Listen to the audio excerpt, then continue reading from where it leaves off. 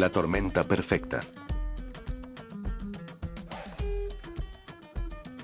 Todos sabíamos que iba a pasar, los jóvenes están felices, los adultos preocupados y los abuelos se quieren meter un balazo.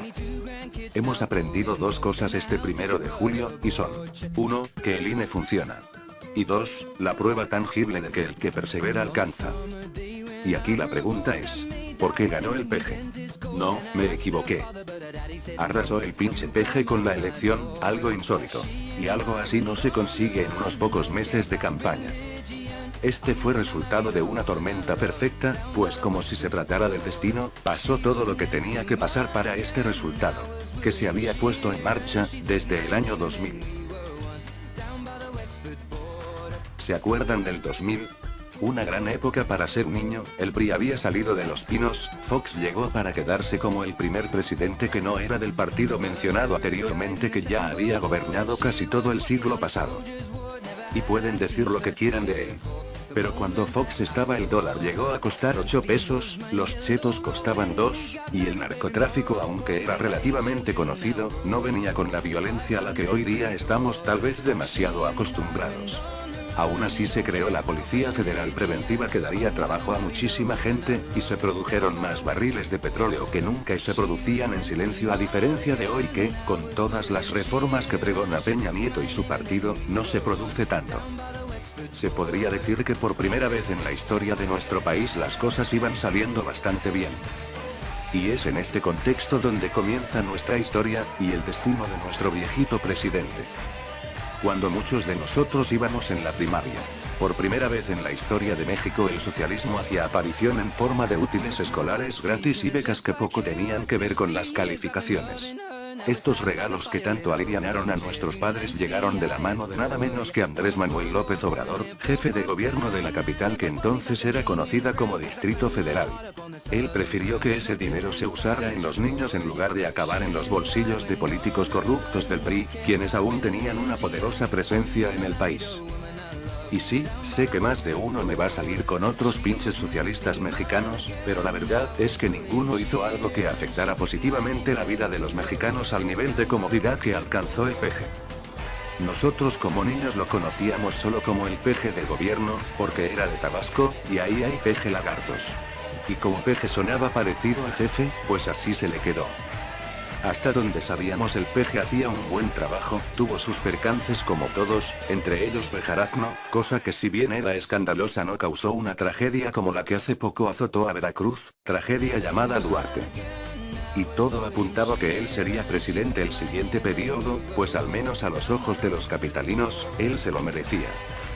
Hizo campaña y toda la cosa, todos estábamos seguros de que iba a ganar, pues los otros candidatos apenas eran conocidos, no había internet en ese entonces, no como ahora, pues era poco común que alguien tuviera este servicio en su casa, y aunque así fuera, casi todo estaba en inglés, o para los que habláramos español la información era solo en forma de chismes poco confiables e irrelevantes para la sociedad. Para no hacerles el cuento largo, acabó ganando Felipón el Calderón, y aquí comenzaron las desgracias. Primero nuestro amado PG se volvió loco, cerró Reforma y se declaró presidente legítimo. Eso manchó gravemente su reputación durante todo ese sexenio y un poco más.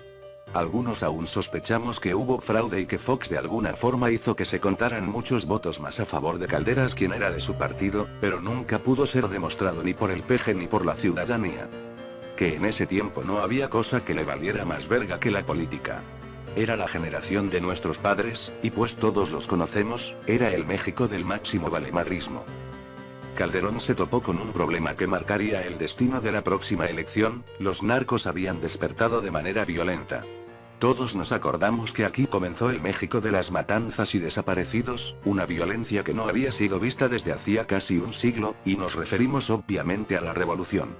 En fin, a los ojos de la población Calderas era solo un borracho empedernido, porque diario estaba pedo, no por otra cosa. Pero no del todo, Calderas había puesto en marcha la reforma más importante del ejército y marina, hizo los cimientos para crear nuestra propia industria militar, cosas como el Chilcoal, los cimarrones, buena parte de la serie DN, los uniformes militares más avanzados del mundo y destructores a la par de las potencias más avanzadas del mundo, aunque en menos número, claro.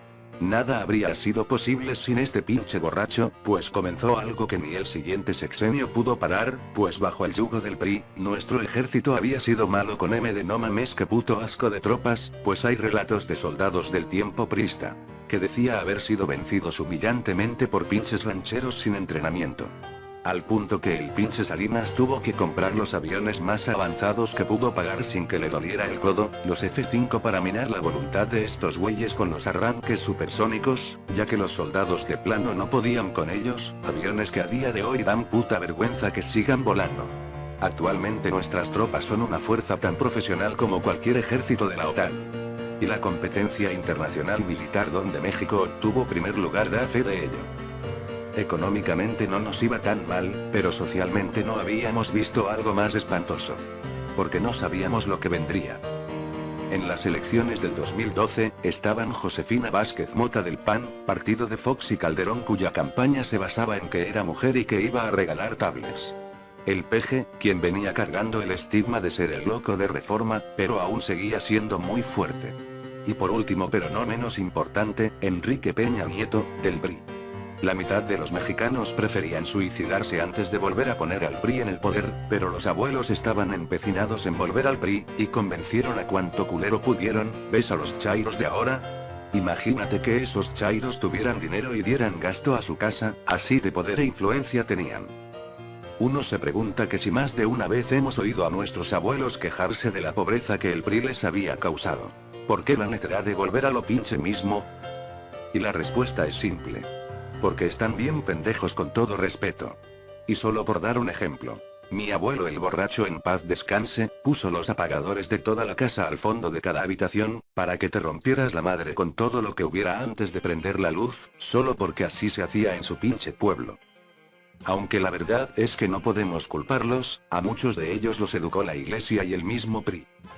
Mucha ayuda dio Peña Nieto, quien era considerado guapo, por lo que las mujeres a quienes sus maridos no complacían votaron por él. Fue eso y un sentimiento de que no había forma posible de que estuviéramos peor, pero no conocíamos al nuevo PRI. Y desde aquí no puedo contarles nada que no sepan, los Duarte, la Casa Blanca, que la violencia, corrupción e impunidad se dispararan causó un sentimiento antisistema. Y aquí es donde comienza lo más intenso del camino de Obrador. La elección del 2012 su partido la pudo ganar de no haber perdido tanto tiempo con él, pues bien se pudo lanzar al canal Marcelo, quien fuera tan querido como el mismo PG por la capital y que en ese tiempo era tan guapo como Peña. No obstante se puso como una fiera de necio y cuando fue elegido ya había perdido mucho tiempo su equipo. Por ende no pudo lograr el alcance que hubiera querido para tapar su reputación de demente, tiempo que aprovecharon los ancianos y la publicidad de Peña para llevar a cabo sus planes y por eso perdió. Ya que no quería que ganara su partido, quería ganar él. El PRD también se dio cuenta de lo que les acabo de decir y Andrés dejó el partido, o lo corrieron depende de a quién le pregunten. Y fundó su propio partido. ¡Con juegos de azar y mujerzuelas! Y desde ese momento mantuvo 6 años ininterrumpidos viajando de punta a punta de este país haciéndose campaña, una campaña que él había empezado 12 años antes sin querer como les vengo contando. Todo México ya lo conocía, pero él se encargó de que lo conocieran como él quería ser conocido. Cuando gobernó la capital, era conocida como la ciudad de la esperanza, cosa que tal vez queriendo o no, recicló llamándose él mismo la esperanza de México. El país ya había sido sumido en un sentimiento antisistema, ya que el PRI pensaba que México era el mismo, el de nuestros abuelos. Pero no contaban con el internet, un medio de comunicación que si los gringos no podían controlar ellos menos, aquí afloraron el pulso de la república, animal político y muchos más. Los hechos presentados por gente que no se dejaba comprar llenaron de asco a la sociedad mexicana. Nosotros probamos por 6 años lo que nuestros abuelos aguantaron por casi 100. Y con eso fue suficiente. El PRI fue expuesto por cada cosa que hacía, y pese a aprobar la ley Chayote que consiste en aumentar el presupuesto para la publicidad del gobierno, o sea pagar más a las televisoras y demás para hablar bien del PRI, incluyendo el anuncio de Ya chole con tus quejas. No valió verga como se demostró en las elecciones, pero aún faltan las piezas finales para la victoria de AMLO. Sus contrincantes. Era como si el PRI, PAN y PRD quisieran perder. Pues como si no estuvieran igualmente puteados por el internet, se les ocurrió lanzar a las peores opciones posibles. Primero Pepe Mit, quien aparte de tener mucha cola que le pisen, y ser del PRI cuyo odio hacia él había crecido exponencialmente. El hombre no tenía el porte de un presidente, la verdad que uno no se lo imagina en la silla. Y se dio cuenta que el único voto en el que podía confiar era el de los ancianos prometiendo subirles la pensión, para que repitieran su actuación principal de 2012. Sacando el hecho de que el PG ya había prometido esto, los miembros de las casas ya no eran los mismos, los jóvenes tenían al internet que apoyaba sus decisiones e inculcaba valor para cumplirlas, por lo que ya no podían ser manipulados por sus abuelos, y aunque los padres apenas empezaban en el internet compartían esa confianza, así que los ancianos ya habían perdido todo el poder que ostentaban por generaciones. Y ahora se dieron cuenta. Por su parte el PAN y el PRD se dieron cuenta que no podían solos contra un AMLO en su máximo poder y el PRI debilitado, aunque ellos no sabían que estaba debilitado, por lo que igual le tenían miedo. Así que los dos se unieron, lo que no hubiera sido mala idea, de no ser por Anaya. Anaya había seguido una estrategia muy parecida a la de Andrés, pues no era raro verlo en la tele denunciando al PRI y demás, como AMLO, pasó los años del PRI mostrándose ante la sociedad, el problema es que no era un político, era el puto presidente de su partido y no bastándole ahora quería ser presidente de México, o al menos así se percibió entre la población. Pudieron elegir a Mancera, quien era la mejor opción al parecer de muchos, la sociedad ya lo conocía, creo que hasta salió en una película, pero no me acuerdo si de bueno o de malo. Y siguiendo la tradición, la capital le tenía cariño como jefe de gobierno, o tan siquiera menos asco que a los demás políticos. Pero no, Anaya era ambicioso, y la gente lo percibía como un rico malvado que quería poder, y al igual que Mit, le faltaba porte. No obstante Anaya apostaba a ser la elección segura, el pueblo ya conocía al PAN, ya sabía que estarían mejor que con el PRI pues ya había sucedido antes. Pero no contaba con la chairiza. O los chairos, todos los conocemos, a todos nos han insultado. Y han resultado ser el medio más confiable para difundir lo que sea, pues están en todos pinches lados. Al ser jóvenes y nunca haber caído en engaños tan grandes como los hechos por el PRI en el pasado, y creer que lo saben todo porque lo sacan de internet sin verificarlo. Son perfectos para predicar cualquier fe con absoluta confianza, esa confianza que convence a cualquiera. Además de que como yo, los chairos vivieron la época en que el PG era el amigo de los niños. Y subconscientemente lo recordaban. Por lo que sin temor sabían por quién votar y no decidieron en la mera casilla como otros lo hicimos. Así que, no fueron los meses de campaña ni escándalos durante la misma. Fueron todos los años y anécdotas que te acabo de contar. Todo se alineó para darle la victoria, hasta el PRI contribuyó sin quererlo. El problema ahora es, el miedo. A más de uno le caló lo de volvernos Venezuela, pero el mexicano es muy distinto al venezolano, pues cuando el mexicano tiene hambre, toma las armas sin pensarlo valiéndole verga a quien o quienes apoyen al dictador. Y no nos andamos con mamadas de aventar botellas llenas de mierda, aquí se llenan de tiner y clavos. Y si no tenemos armas, todos conocemos historias de gente que se hace escopetas artesanales robándose los tubos de Pemex que son los que aguantan la presión de los cartuchos para combatir en lo que nos robamos una de verdad, así que por eso no se preocupen. Lo que sí nos debe preocupar es la amnistía.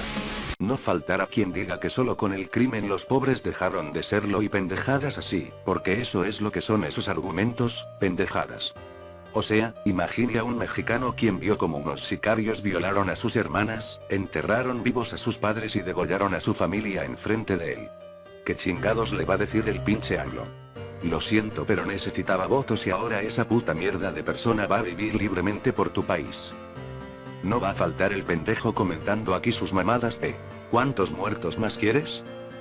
Y se nota que los putos chairos no fueron a la escuela, se imaginan que alguien le haya dicho a Morelos que se rindiera, que entregara el país, que diera marcha atrás a la independencia solo porque ese hombre pendejo no tenía idea de qué estaba pasando.